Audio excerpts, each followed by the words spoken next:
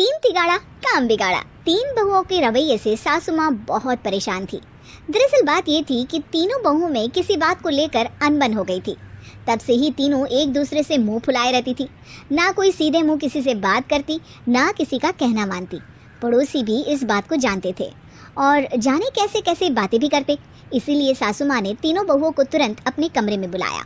मैं कई दिनों से देख रही हूँ तुम तीनों अलग अलग सारे काम कर रही हो।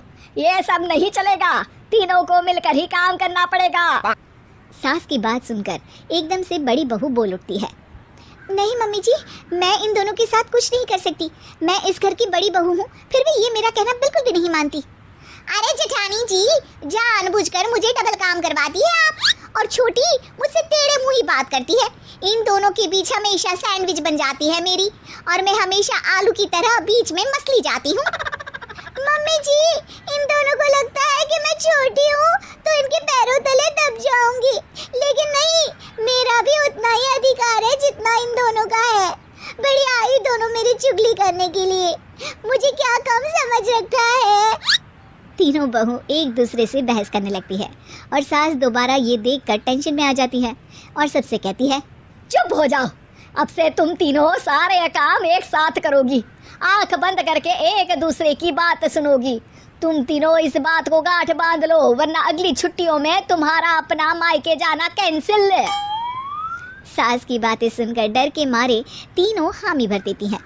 जी मम्मी जी, मैं समझ गई। हाँ मम्मी जी, जैसा आप कहें, आप जो कहेंगी मैं वही करूंगी। तीनों बहू सास की बात को गांठ बांध लेती है और वादा करती है कि अब से सारे काम वो तीनों एक साथ मिलकर ही करेंगी। ये सब देखकर सास खुश हो जाती है और वहाँ से चली जाती है। नीचे जाकर वो देखती है कि घर में शर्मा जी आए हुए होते हैं। सास जोर से आवाज़ लगाकर कहती है, अरे बहू, जरा चाय बनाकर तो लाना, शर्मा जी आए हैं। सास की बात सुनकर तीनों बहू तुरंत किचन की ओर भागती है और चाय बनाना शुरू कर देती है। मुझे तो एकदम मसाले वाली कड़क चाय पसंद है, तो हम शर्मा जी के लिए मसाले वाली चाय ही बनाएंगे। अरे नहीं दीदी, गर्मी के मौसम में मसाला चाय कौन पीता है? मैं तो शर्मा जी के लिए इलायची वाली चाय ही बनाऊंगी। ये कैसी बात कर रही हैं आप दोनों?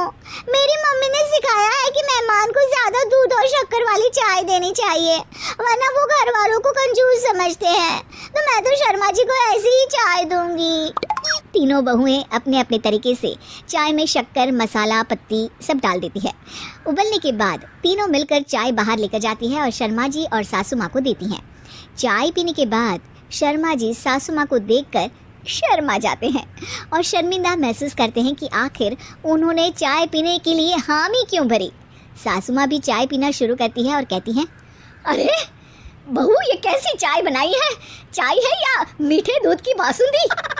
हाँ, चाय अच्छी नहीं लगी क्या? कोई बात नहीं, हम पराठा बनाकर लाते हैं। चलो चलो अंदर। हाँ चलो। हाँ आती हूँ मैं भी।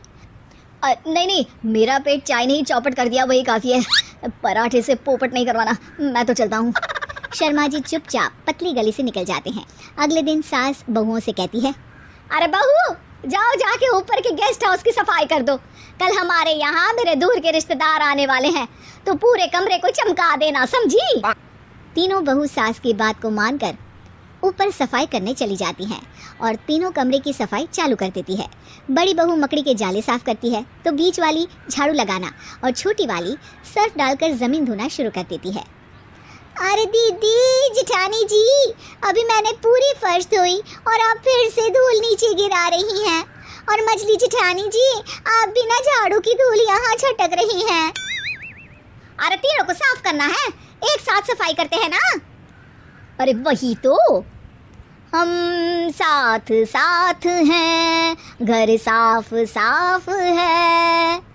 तीनों बहू ऐसे ही काम में उलझ जाती है और 2 घंटे तक एक ही कमरे की सफाई करती रहती है। बहुत देर से अपनी बहुओं को ना देखने के कारण सास ऊपर कमरे में उन्हें देखने जाती है, लेकिन कमरे में घुसती ही वो गीली फर्श पर फिसलने के कारण नीचे गिर जाती है।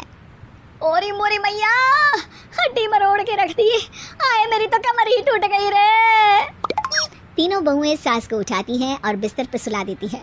अरे मेरे हाथ पैर दर्द कर रहे हैं, दबा दो, आराम मिलेगा। हाँ जी माँ जी। अरे जी माँ जी, जी माँ जी। और तीनों बहुएं एक साथ सास के हाथ को दबाना शुरू कर देती हैं।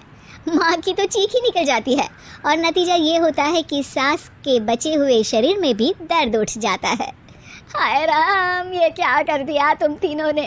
अरे मेरी तो किस्मत ही फूटी है कि तुम जैसी बहुएं मुझे मिली। हे भगवान, पूरे शरीर में दर्द बढ़ गया है। अब तो पता नहीं कि चल भी पाऊंगी या नहीं। माफ करो, मुझे गलती हो गई मुझसे कि तुम तीनों को एक साथ काम करने के लिए बोला। सोचा था तीनों मिलके अच्छे से काम करेगी, लेकिन बड़े बुजुर्ग सही कहते थे कि 3 तिगाड़ा काम बिगाड़ा। तुम लोगों ने ये बात ना आज साबित करके दिखा दी। तुम तीनों को तो समझाना यानी मानो भैंस के आगे बीन बजाना है।